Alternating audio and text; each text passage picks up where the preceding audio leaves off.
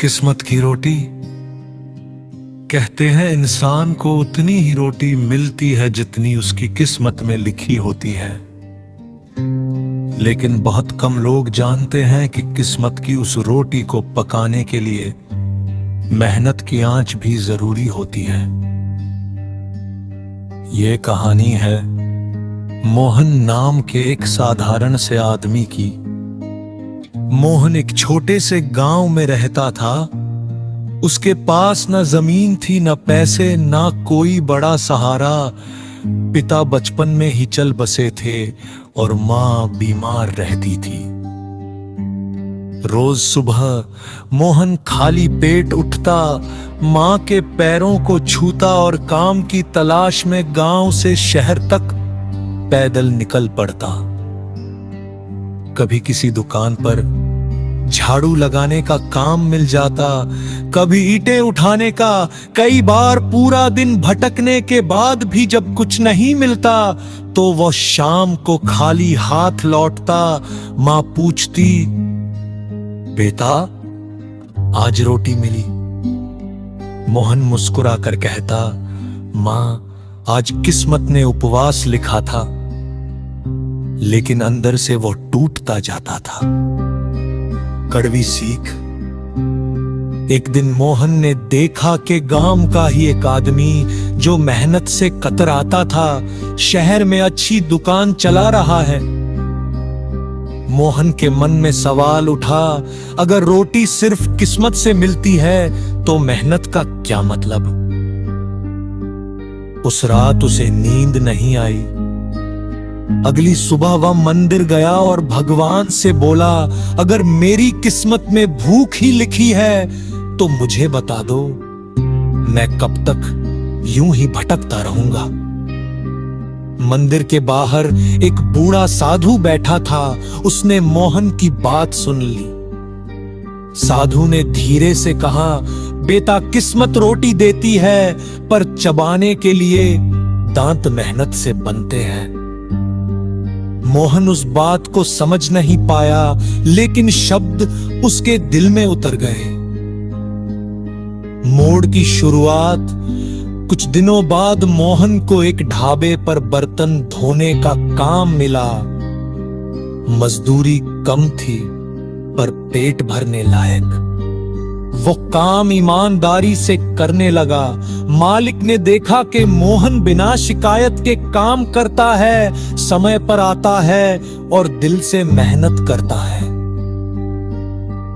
एक दिन ढाबे पर भीड़ ज्यादा थी। हलवाई बीमार पड़ गया। मोहन ने हिम्मत करके कहा, मालिक अगर कहो तो मैं रोटियां बना दूं। पहले तो सब हंसे। बर्तन धोने वाला रोटी बनाएगा। लेकिन मजबूरी में मालिक ने अनुमति दे दी। मोहन ने जीवन में पहली बार इतने मन से रोटी बनाई कि हर रोटी में उसकी भूख, उसकी उम्मीद और उसकी मेहनत शामिल थी। ग्राहकों ने कहा, आज की रोटी में कुछ अलग स्वाद है। मेहनत से बदली किस्मत। धीरे धीरे मोहन ने रोटी बनाना सीख लिया। फिर सब्जी, फिर पूरा खाना। सालों बीते वही मोहन अब ढाबे का सबसे भरोसेमंद आदमी बन चुका था। एक दिन मालिक ने कहा, मोहन अब ये ढाबा तुम्हारा है। मैंने किस्मत से पाया था, तुमने मेहनत से कमाया। मोहन की आंखों में आंसू आ गए। उसने मां के लिए नई साड़ी खरीदी। घर में पहली बार ढंग की रसोई बनी और चूल्हे पर रोज गर्म रोटियां सिकने लगी। असली सच। एक शाम मोहन उसी मंदिर गया। वही बूढ़ा साधु फिर मिला। मोहन ने झुककर कहा, बाबा अब समझ आया। किस्मत ने मुझे रोटी दी, लेकिन मेहनत ने उसे सोना बना दिया। साधु मुस्कुराया और बोला, यही जीवन का सच है बेटे। जो लोग किस्मत को दोष देते हैं वे भूखे रह जाते हैं, और जो मेहनत को अपना लेते हैं वही अपनी किस्मत खुद लिखते हैं।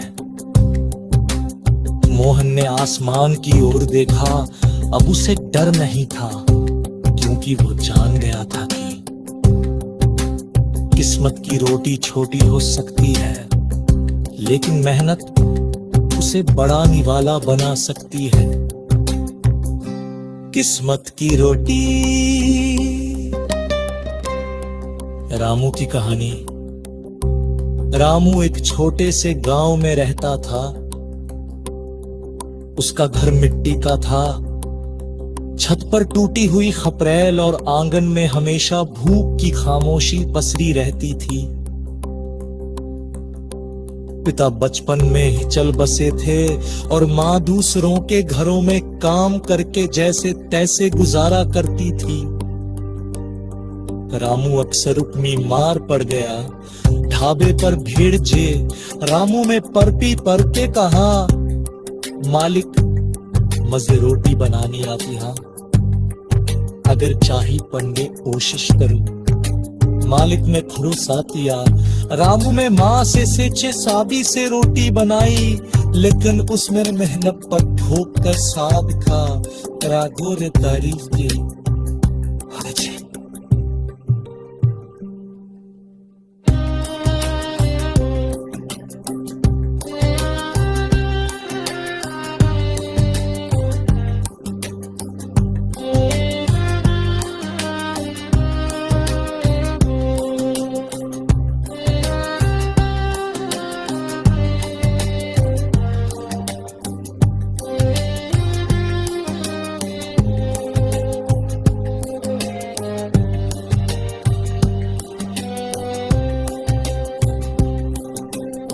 कई बार तो ऐसा होता कि पूरा दिन काम ढूंढते ढूंढते निकल जाता और शाम को माँ के सामने खाली हाथ खड़ा रहकर बेप्राप्त होप से परेशान होकर रामू बोला, माँ क्या भगवान ने हमारे किस्मत में सिर्फ सूखी रोटी लिखी है।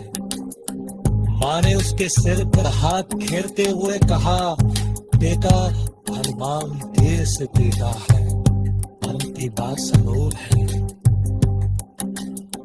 साधु की सेठ। एक दिन रामू शहर के और काम की तलाश में जा रहा था।